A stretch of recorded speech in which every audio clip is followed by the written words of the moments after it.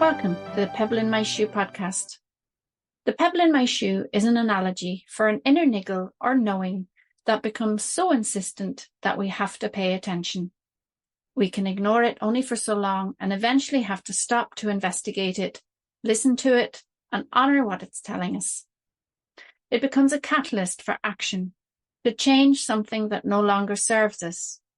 This can be something internal, like a belief or a mindset. It can be about how we behave in certain situations or relationships, or it can be something that changes our life trajectory, like ending a relationship, changing careers, or moving to a different place. Taking the action and making the change invariably requires courage, often a leap of faith, and at the very least, to try something new and outside of our comfort zone. Whatever the action or change happens to be, the pebble ultimately moves us to live more authentically, more aligned to our true nature. My intention for the conversations here is to inspire or offer hope to those of you who resonate with the stories shared, that you will hear something that supports you on your own journey, and if there's a pebble in your shoe, that you will find the courage to make the changes that align you closer with your authentic self. Thank you for being here, and let me introduce today's guest. Marci Carroll is a psychotherapist who supports mums to develop an understanding of matrescence. Matrescence is the process of becoming a mother. She also supports mothers with self-compassion to boost their mindset, emotions, self-care and relationships, and to find ease, confidence and joy in their motherhood. Here is our conversation about Marci's journey to becoming a psychotherapist. Marci, welcome to the Pebble in My Shoe. Lovely to be here. Thank you. The conversations that we have on the podcast are all about the stuff that nudges us through our lives, that, you know, the stuff that's there that we sometimes ignore or override, that intuitive sort of knowing we have, or sometimes it's insistent and sometimes it's just something that's in the periphery. But, you know, it's always something that instigates a change in us, or for us to follow some thread or path through our lives that we sometimes veer away from, but then get pulled back to. So I'd be curious to hear, Marci, about what has been a pebble in your shoe in your life. You know, it's such an interesting concept, and it's been really interesting, kind of in preparation for this podcast, to look back through my life through this lens. And it's just the perfect description for it, you know, that the pebble that's there, what I've been drawn to all along. And we'll talk through it, but how there were kind of other directions that I could have gone and did go, but I was always pulled back. So the underlying current is psychology. So my primary degree was psychology. And like, even thinking about that, you know, kind of studying psychology in the 1990s in Ireland, there wasn't kind of much talk, you know, kind of that way of thinking, I think wasn't particularly common. And I suppose here, you know, in my own home, my parents were very supportive of education and, you know, maximizing the opportunity. And they were very good, but I'm sure at the time, you know, and there would have been conversations about, okay, yes, but then what? Like, what are you actually going to do with this psychology degree? And I hadn't really thought beyond that, other than I knew that it was absolutely what I wanted to do. Can I ask you about you knowing that you wanted to do psychology, even though it wasn't something that was kind of necessarily on the radar? What was the draw for you? It was just this very deep fascination and yearning to know and understand about the human mind. It just fascinated me, I suppose, you know, and like, even kind of at such a young age, you know, you could see, you know, the physical body, and but I was just so fascinated by what was this unseen piece, you know, that was really the essence of what made everyone who they were, you know. So yes, different eye colors, different hair color, but I was just fascinated by personalities and where do they come from, and I was just fascinated by it. And the thoughts that I could like legitimately go to college and spend 4 years learning about this it just felt like such a massive opportunity that I really, really wanted. And I looked at other courses and I knew kind of options that were there and which were the sensible ones and which were the ones that I two older brothers, so we kind of walked this path, kind of in our home, the CAO and course choices and which ones were the, kind of the which ones were going to lead straight into a job. And there was no obvious path from psychology, but and it wasn't I don't know, it was even that I was kind of being reckless and that I didn't care. I did care, but I knew that I just couldn't ignore this. And a piece of it that I had actually forgotten was, kind of all the same conversations were happening in school, and a career guidance counselor who I'd love to sit down with now. I don't know I can't remember her name. I don't know who she is or where she is, but she said to me, and it was the words she said very directly. She said, because I had said psychology was my number one choice for the CAO.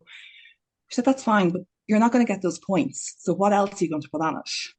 And it just, it really did something to me. And I hadn't had that sensation of, reacting so strongly to being told something.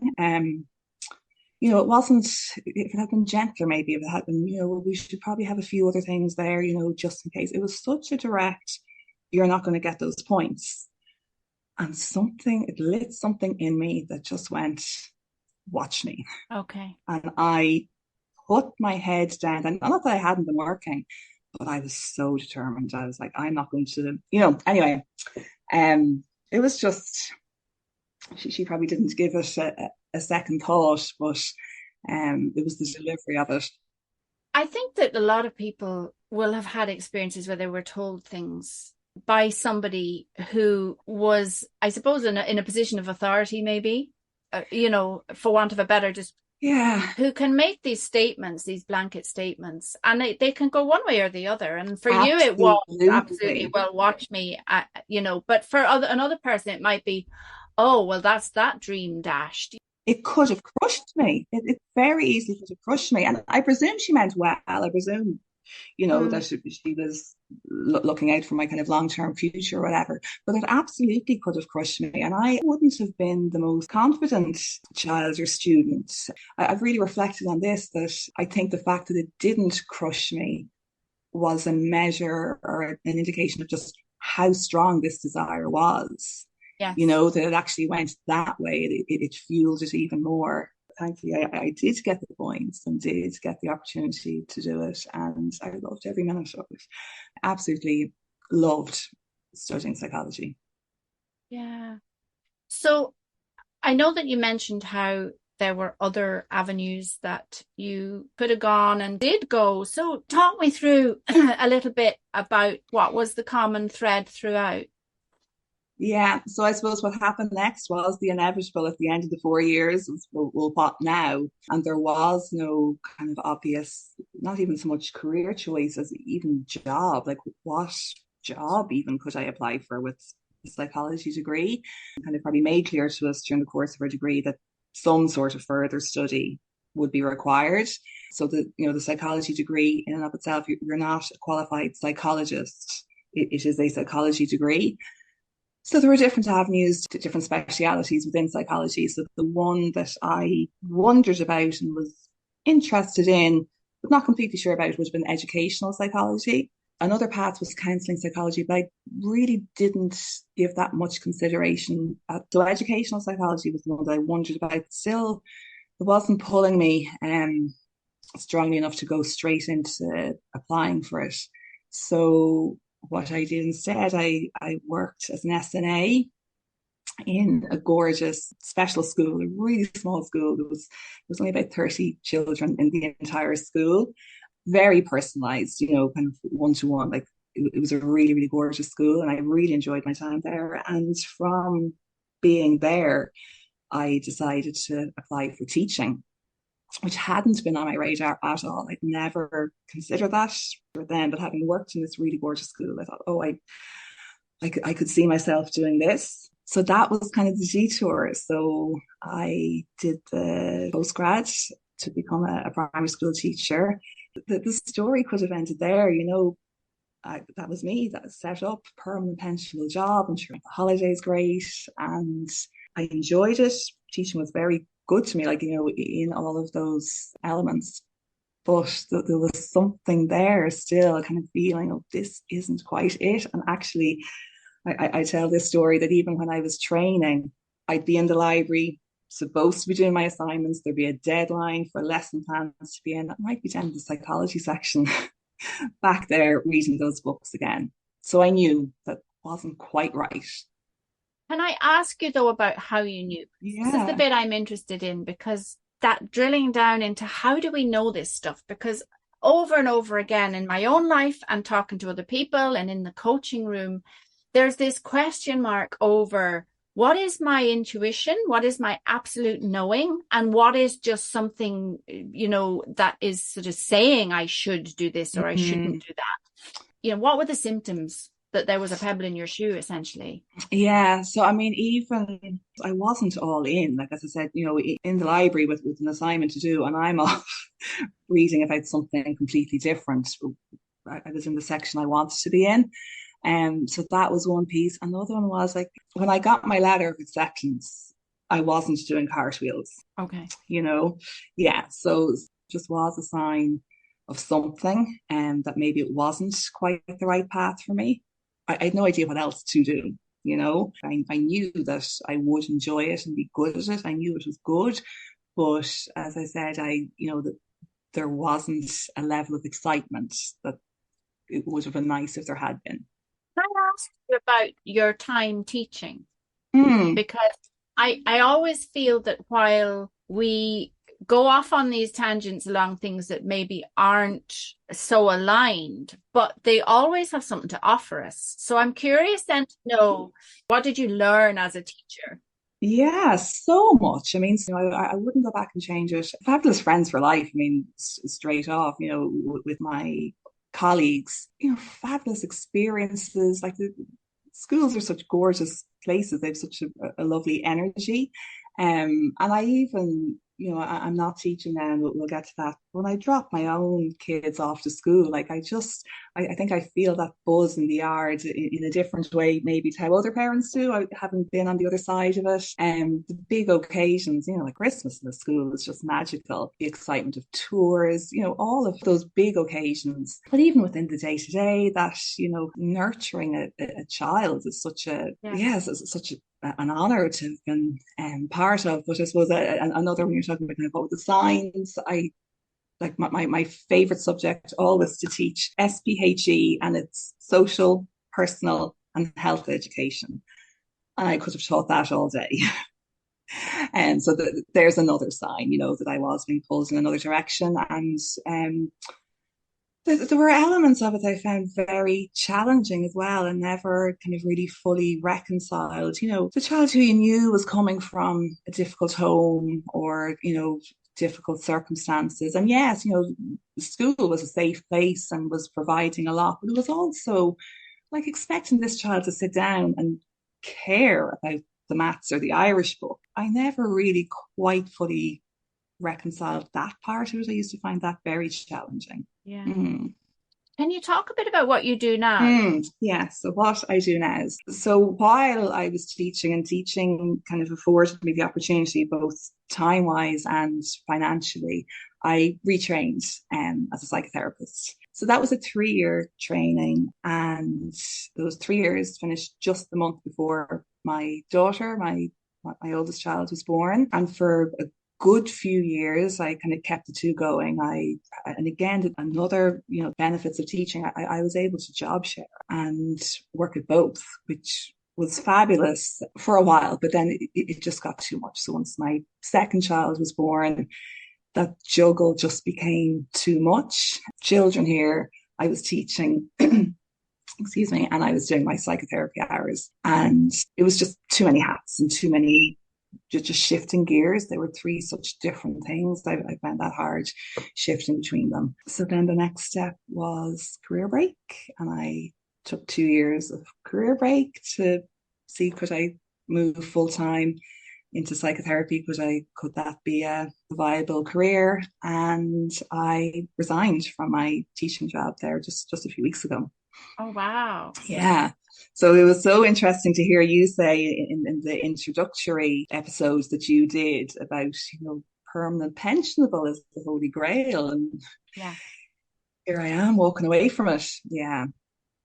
Yeah, there's so many people who feel, dare I say, trapped in that whole paradigm of what the markers of success are, right? And that you get the good job, in inverted commas, which is secure and pensionable and respectable. And there's that financial comfort as well. And all of those things and that pensionable piece. And there's almost a sort of a pressure in a way as well around being appreciative of this job, and that Yes. to let it go is somehow dismissing its value. And that's a struggle I had around my job, is that I felt very privileged to be in that position, to have Yes. the job I Yeah. had.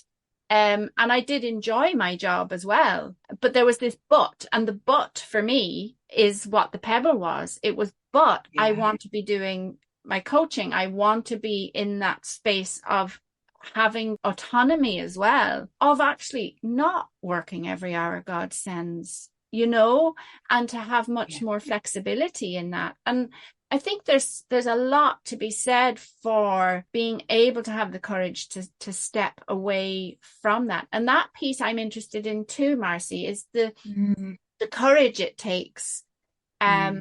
Because it's not just about being brave, it's also about navigating other people's perception of what you're doing. So can you talk to me a bit about that, Marci, about what that process was for you, about leaving your teaching job to pursue your psychotherapy practice? Yeah, absolutely. There's so much in what you just said there. There's so many layers to it. It is not just as simple as I am going to leave. It took me 10 years to do it. Yeah. That's how long the process was. It's 11 years now, actually, since I finished the training. And, psychotherapy itself anyway is quite a slow process because the training qualification is one piece, but then there's 450 client hours supervised hours that you need to do for accreditation. And that's the real piece to be recognized by one of the accrediting bodies. So 450 hours. And I was doing that alongside my teaching job and with first one child and then two. And in the beginning, I could only leave my baby. I could only, after a day's work, I could only do that one evening a week. So that was 3 hours a week to build towards 450 hours. So it wasn't an overnight thing at all. But I suppose, again, even just reflecting, like, it didn't go away. I got frustrated. It was hard. And, there was a lot of different emotions there. But I never considered stopping. Would have been so much easier to, but I didn't. And, kind of even within the school that I was working in, a few people know, but I wasn't. Yeah, so that's probably part of it. Why wasn't I talking openly about it? I suppose it was that kind of piece of, yeah, well, what would people think? And why are you doing this? You already have a job. Why are you, working so hard to build up something else when you already have this really, really good job? Yeah, so it was a very slow, gradual process, and slowly letting people in, slowly letting people know. And, they were so supportive. And certainly my immediate circle, thankfully, were very supportive. But it's interesting, when kind of, maybe telling other people, I felt I was getting one of two reactions. So it was either, oh, wow, and kind of people would start maybe talking about the thing that they want to do. And, real kind of sense of admiration of, like that, oh, you're so brave. That's such a big move to make. But then there'd be other people, and I could see it, they were kind enough not to say it, but I could see it. And I go, oh, you could see them thinking, are you mad? Like, are you mad? Why would you put yourself through that? you know? Yeah. It was just what I wanted to do. That Pebble wasn't going away at any point. Yeah, it's a very powerful thing. There's this sort of Yes. energy in my experience that it's almost like a rising tide, right? This energy starts to grow once you start to sort of really lean into what this Pebble is offering you, actually, right? What the change and the action is that you have to take. And once you lean into it and accept that, yeah, this is where I want to go, this tide starts to rise, and there is no stopping it then. It's like, yeah, this is the direction Yeah, that's such an important piece. And, when you're kind of talking about what are the signs, I was aware all along that I was getting an energy and a fulfillment, I suppose, from my psychotherapy work that I wasn't getting to the same extent in teaching. And, I know I talked about, the energy and the atmosphere working with kids, like it's gorgeous and it's fabulous, but it wasn't landing or resonating in the same deep way that the psychotherapy work was. Yeah. When you make that transition then, and you fledged from the safety of the nest of the full-time pensionable job, and you are now beating your own wings for your own psychotherapy practice, what is it then that you get from this? Yeah, that's a great question. So I suppose it's that same underlying piece that's been there from the very beginning. I am just fascinated by the human mind and people's stories. It's such a privilege to sit in that sacred space with somebody who's opening up and sharing. To hear somebody say, I've never told anyone this before, it's such a privilege to have somebody trust you with whatever the it might be, and whatever it is. That's not the point. It's the piece of, people are carrying things, and sometimes for years, and to witness what happens to them, just to be able to let that go. And, not that it's a magic wand, not that everything changes. They still have to go back out into the world with friends, family who don't know whatever it is. But you can see what it does for somebody just to be able to let it go and to share it with somebody else. It's incredible. It's so powerful. Not everybody coming in has something. That's just one aspect of it. But it's on my mind because I did have that experience recently. And yeah, it's just such an honor and a privilege to have somebody open up. Yeah. You remind me of that. It's a quote, and I don't know where the quote came from, but it's that people heal when they get to tell their story in a safe place. Yeah. And so, you're creating a safe place for people to tell their story. Obviously, if the person say, well, I've never told anybody this before. And I get that in the coaching room sometimes too, And sometimes it's something that they haven't even thought of themselves. They hear themselves say something and they go, wow, I never thought that even before, Absolutely. Yeah. Or I didn't realize that was something that I thought or believed. And there's great power in that space of healing where somebody holds a space for a person to safely unpack all that stuff that tends to be inside us. That's a very common experience. So, kind of part of the work and the way I work is I'll reflect back. Sometimes I'm checking, did I hear that right? Sometimes I might literally be saying back the words that they had said, and they'll say, did I say that? Or, they'll have kind of that kind of reaction of having it fed back to them, and they'll say, I didn't realize that I thought that or that I felt that way. Just allowing people space. There's no space in our day-to-day lives.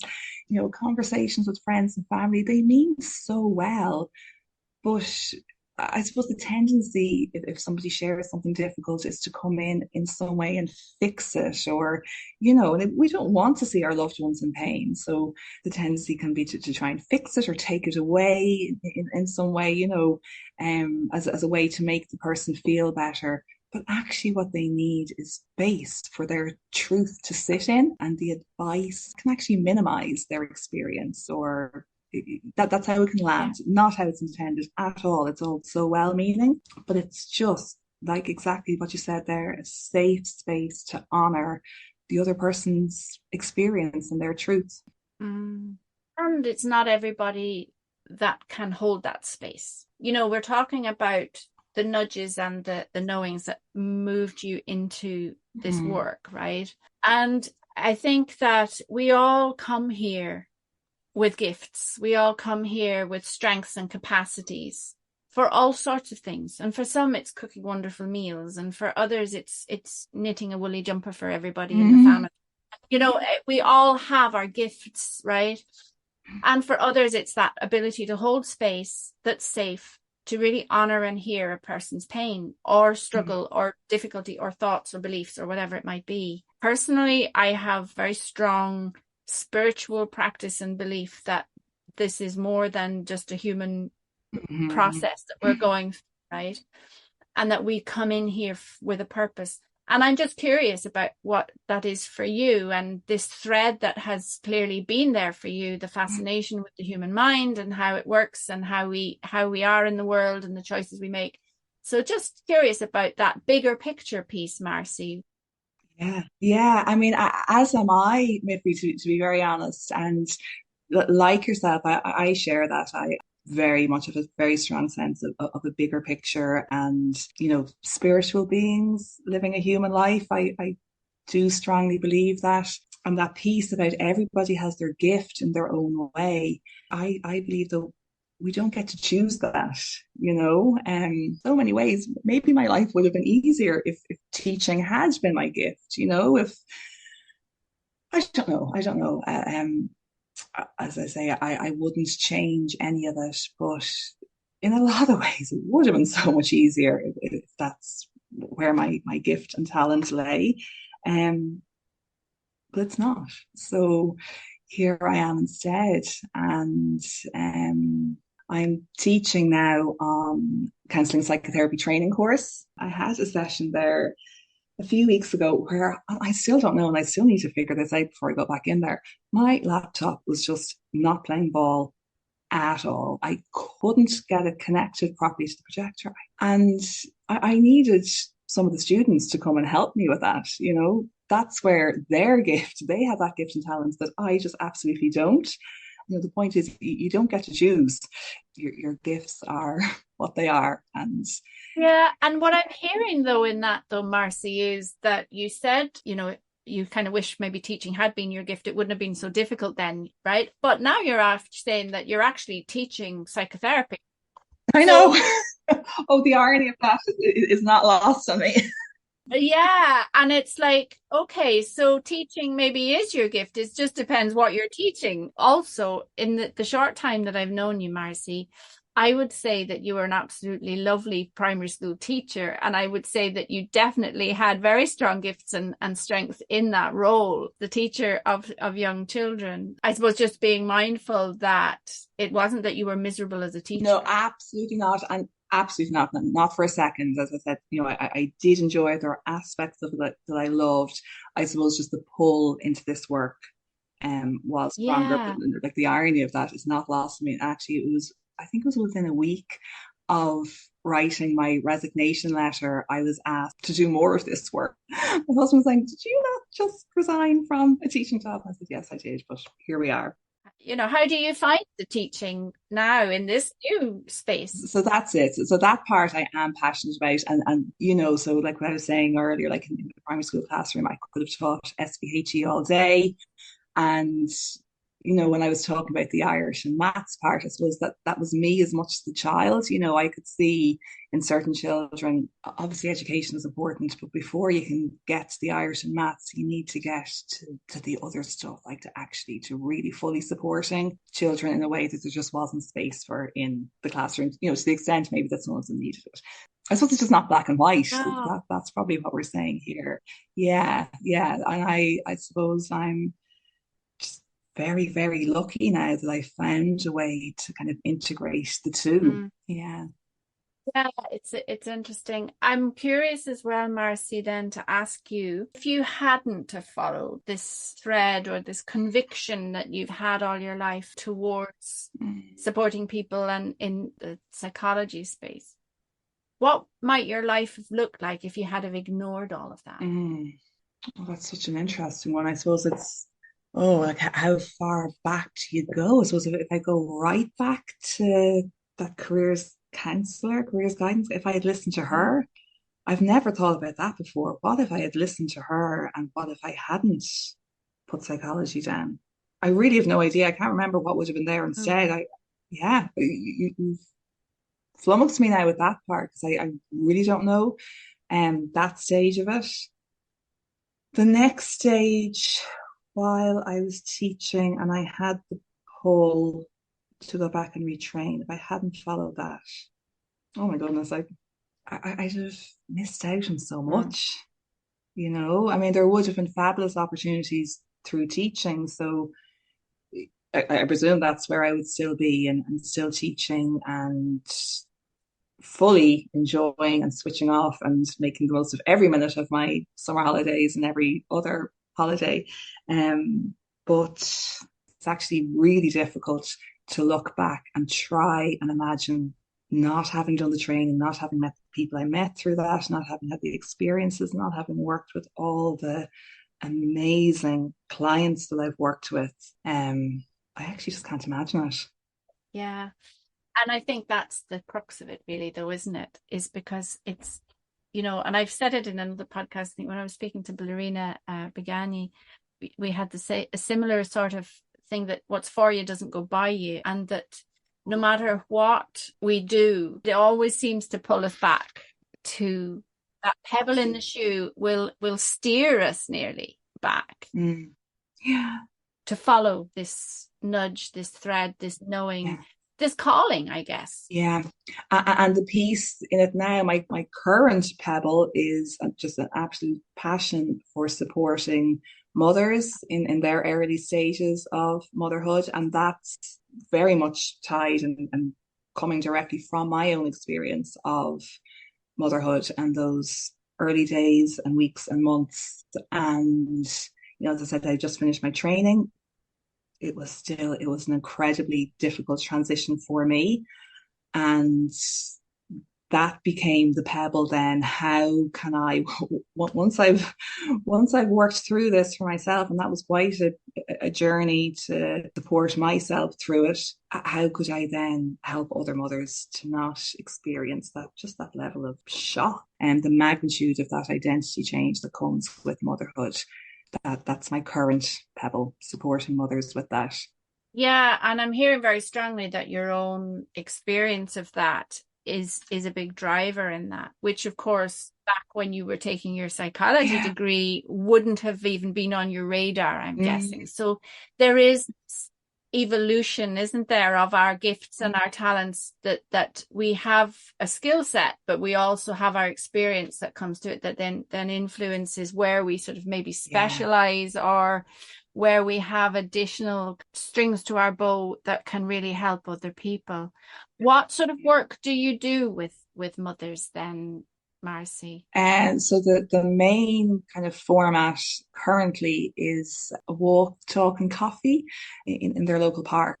So literally to meet them where they are, because that was kind of the nudge. I suppose I would be walking around the park and I'd see mums pushing their buggies, and I think, oh, I hope they're okay, because I remembered pushing my buggy and not being okay, and the loneliness, and how much I wished that there could just be somebody beside me to walk me through it.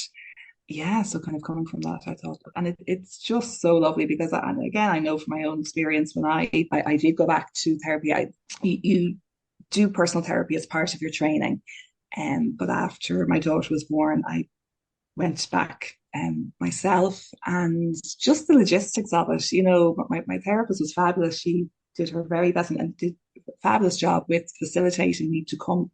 And like, my baby she was so young. Like, I think she was only 3 months old when I started back at therapy, and she facilitated me bringing her. She facilitated space for me to feed her. She was just fabulous. It's an extra layer. And if I had done it the other way, somebody to mind her, that would have been another thing to do. Whereas this way, mums just go out on their walk, which hopefully they're doing anyway.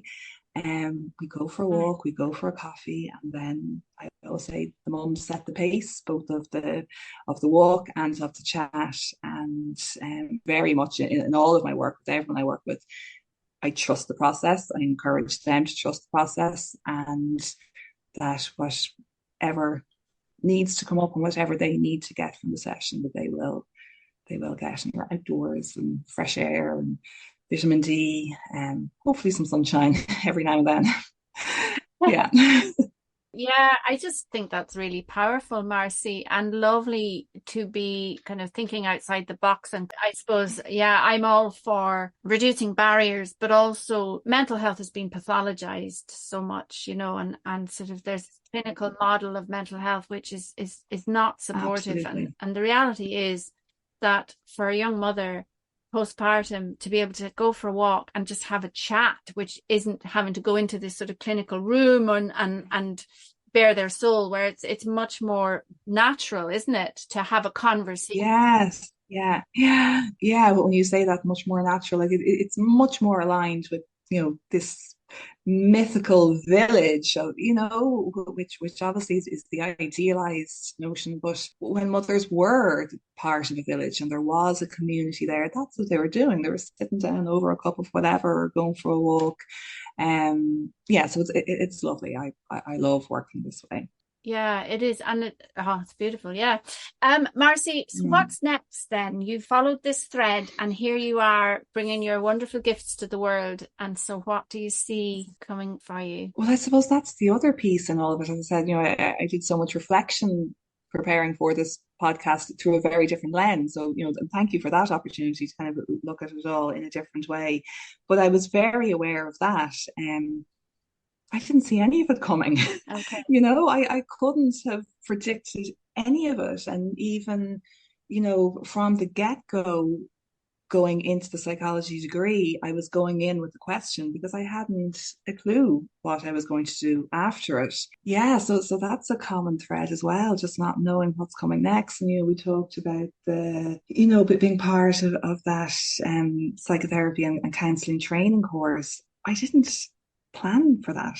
That wasn't on my radar, and it seems so obvious now. Now that I'm doing it and talking about it, of course, use your teaching. It was not on my radar. It was a chance meeting with somebody who mentioned it. And I thought, oh, sure, I'll throw my CV in and see what happens. Yeah. And like you say, when I was training, I didn't know at that point that, motherhood and that the transition into motherhood, that would become my speciality. So, yeah, so when you're saying what's next, I don't know. Yeah. I don't know. I'm loving where I am now. And not that I didn't along the way. I think, I think at each stage along the way, I always, I think, had a sense of this is where I am, and work with where you are, and enjoy the moment. I think, all you have is now. Yeah, so that's what I'm trying to do, just to really enjoy the stage. My children now are just at a lovely stage.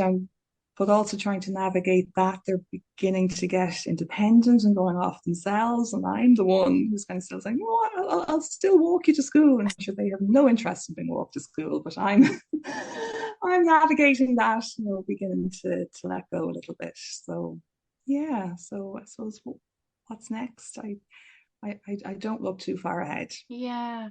Yeah, that's lovely. Yeah. Yeah, thank you, Marci. If somebody wanted to get in touch with you, Marci, for your services, what's the best way they can do that? Yeah, so I suppose everything that I do, because there's a few other aspects to the supports that I offer to mothers, and that's under the umbrella of Motherhood Matters. And it's all on my website. So my website is Marci Carroll psychotherapy.ie. There's a Motherhood Matters page on there, and then there's everything is on the website. I'm on Instagram as well as Motherhood Matters _ with Marci. Nice long one. But Perfect. Yeah. yeah, I'll make sure all of that is in the show notes, Marci. So amazing. Thank you, anybody Miffy. who is interested can check out your website and Instagram and follow you and get in touch if they'd like to avail of any of your services. Do you offer your psychotherapy online? I know you go for walks with people, and so that's not done virtually, but Yes, yeah, I have some online availability as well. yeah, okay, yeah, that's Yeah, brilliant. yeah. Well, Marci, thank you so much for sharing your story and the process that you've gone through to follow this life calling, really is what it sounds like. Yeah, thank you, Miffy, and thank you for the opportunity. As I said, this is different to the kind of the chats that I usually have, but it's been a really lovely opportunity for me to reflect back and notice things in this way. So thank you very much for the opportunity. Thank you for listening to The Pebble in My Shoe. The feeling I have is that the pebble has always been a calling for Marci. She was going to work as a psychotherapist one way or another. The fact that she's a teacher is another skill set and quality that she has that just further augments her ability to work in the field of her passion. The term matrescence is a fairly new one for me. I began my journey into motherhood at the tender age of 16, and it's only as an adult and with the help of my own therapist that I could reflect on that time and appreciate that for me, matrescence was a massive transition from child to woman in one fell swoop. I have a lot to reflect on from our conversation, and I'm grateful to Marci for sharing the story of her journey with me. I'm putting all of Marci's details in the show notes below if you want to make contact or follow her. If you've enjoyed listening, please like, subscribe, and share it with others. It makes it easier for other people to find the podcast. And if you have a story to tell about a pebble in your shoe, please get in touch. I'd love to talk with you about it for the listeners. As well as hosting this podcast, I'm a personal growth coach at the Daisy Coaching Hub. My coaching practice provides one-to-one coaching for personal growth, mental health, and well-being. On my website, www.daisycoaching.ie, you'll find a range of original self-directed personal growth and mindfulness resources that are designed to support, nurture, and energize you on your personal growth journey. I look forward to sharing the next episode of The Pebble in My Shoe with you. Bye for now.